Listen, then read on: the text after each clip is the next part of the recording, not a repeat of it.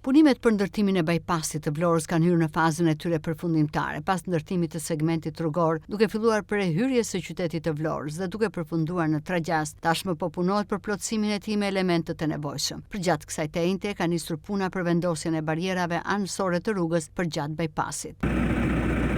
Në bypassin e Vlorës ka nisur puna për plotësimin e këtij të fundit me të gjithë elementet e sigurisë, teksa po punohet për vendosjen e barierave anësore të rrugës, por gjithashtu edhe rrjetave prehekuri në shpatin e Kodrës për të parandaluar rrëshqitjen e derave apo të kurrëve.